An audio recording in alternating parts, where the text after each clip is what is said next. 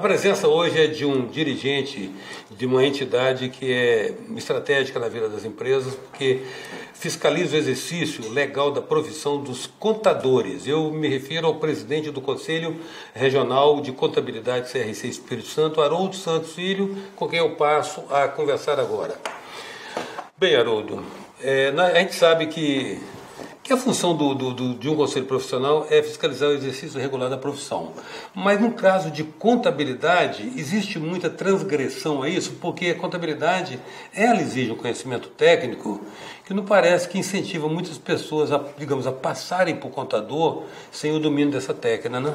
Ou não? Não, é verdade. Mas assim, uma coisa importante que se diga é que desde a década de 1940, 1950, os conselhos regionais, os conselhos de fiscalização profissional foram criados como uma alternativa para fiscalizar a qualidade do serviço que estava sendo entregue à população, né? Então, o Conselho Regional, assim como o de outras profissões, o Conselho Regional de Contabilidade, o Conselho Federal, foi criado para defender a sociedade.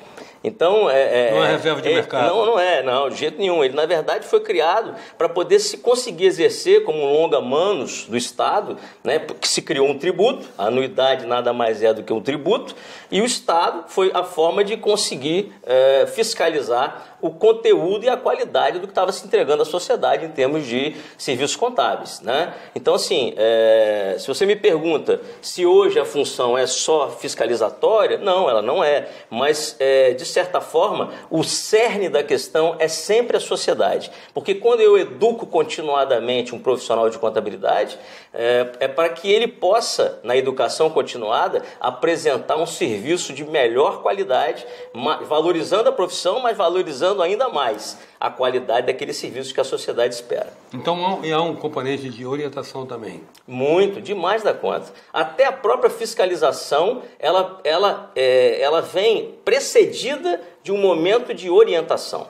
Então, assim, toda vez que nós vamos fiscalizar um município, existe um encontro com os profissionais que se interessam em participar para que a gente possa focar quais são os pontos principais que devem ser levados em consideração, que são pontos que podem gerar infração. Existem muitos pontos que podem gerar infração, né? Como você disse, é uma matéria técnica, né? E para você não errar, você precisa estar se atualizando o tempo inteiro. E nesse aspecto é uma singularidade que é da cultura brasileira, né? O número de tributos, né? O número de tributos é meio... É um número absurdo de tributos. E eu digo assim, se você analisar bem, eu até tenho alguns embates com colegas sobre isso, e eu acho que é saudável.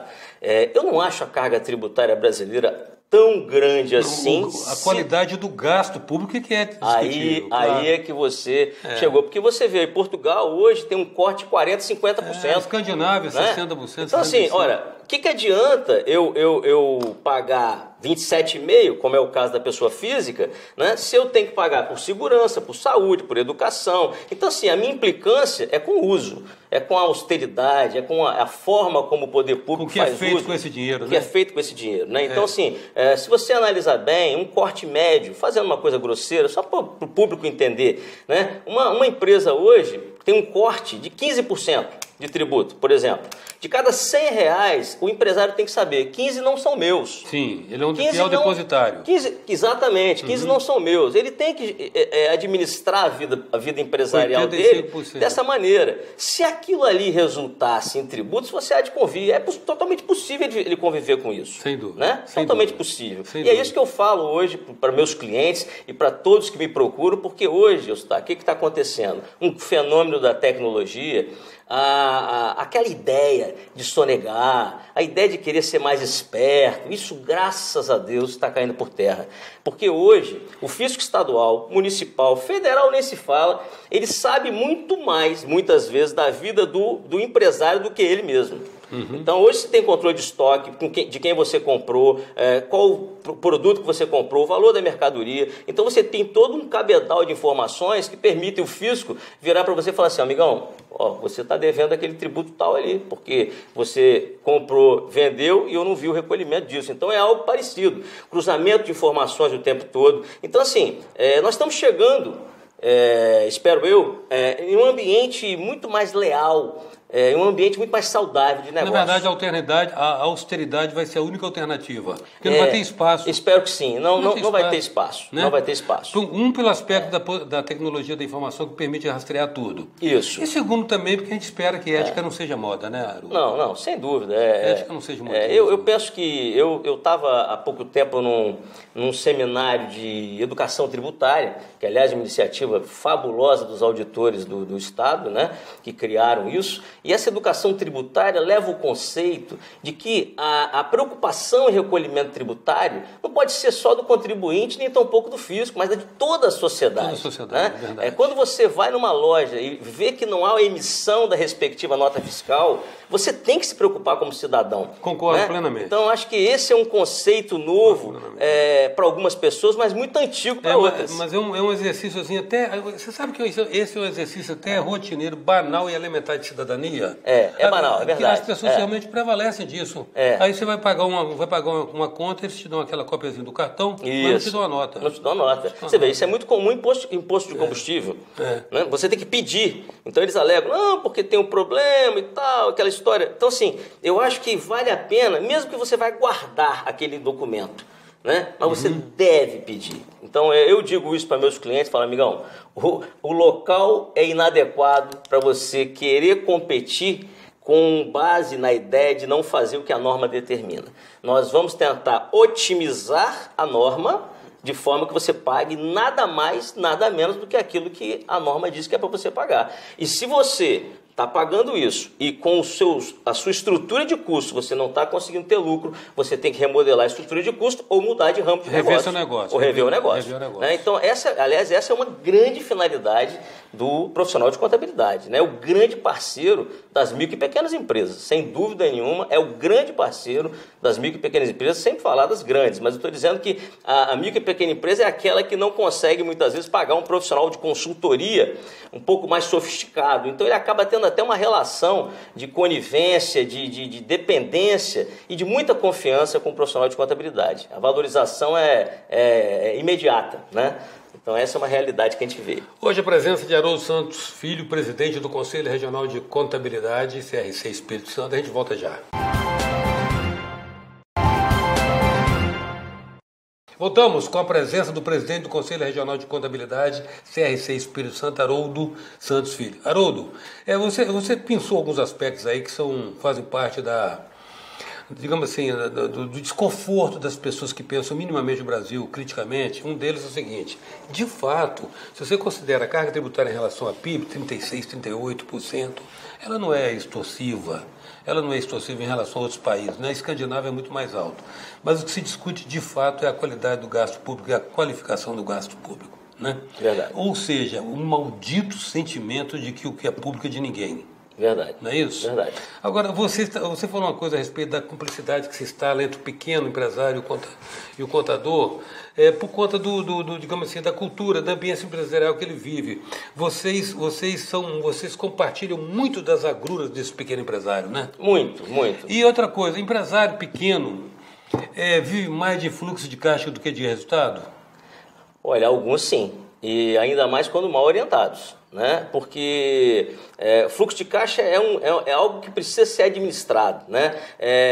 A gente fala isso para o nosso cliente, e aliás eu queria fazer um parênteses aqui, o que acontece? A contabilidade no Brasil sofreu um problema muito sério, porque o fisco, no afã de arrecadar, precisou se utilizar demais da mão de obra do profissional de contabilidade para auxiliá-lo na arrecadação. Sim. Com isso, o contador ficou durante anos relacionado àquele indivíduo que estava fazendo um papel que não era propriamente voltado para a melhoria da qualidade da gestão, mas muito mais para o recolhimento do tributo, Sim. que a gente chama de contabilidade fiscal, né? Ou tributária. Função fiscalista. E isso nos atrasou muito profissionalmente, né? Você vê que nos Estados Unidos, na Inglaterra, a grande questão, né? Todo mundo quer ser um CPA, quer ser um contador, é uma profissão respeitadíssima. Por quê? Porque ele conseguiu por motivos outros, questões culturais, ele conseguiu demonstrar toda a capacidade que ele tem de auxiliar a gestão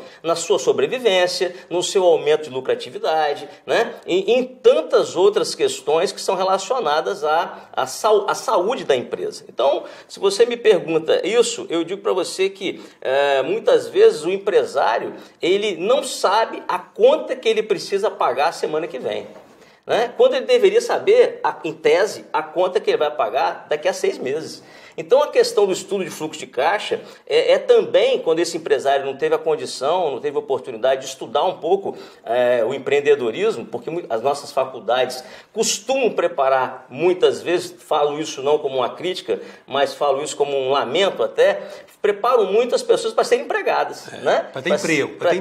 Para ter emprego, né? E o Brasil precisa de tanta gente gerando riqueza, né? Então, assim, essas pessoas que não tiveram essa oportunidade, muitas vezes vão encontrar isso num profissional de contabilidade que é mais preparado e que vê essa oportunidade de passar isso para ele. E a partir desse momento que ocorre esse namoro, essa relação de dependência, mas é uma boa dependência, né? Entre o empreendedor, muitas vezes pequeno empreendedor, e o seu contador, que está preocupado com o aumento da lucratividade dele e com a segurança tributária que ele tem que ter para não ser autuado, né? E não ser um castelo de areia e perder tudo depois, quando acontece esse encontro, muitas vezes para muitos e muitos anos. Como nossos clientes são muito antigos e essa é a história, né, do profissional de contabilidade.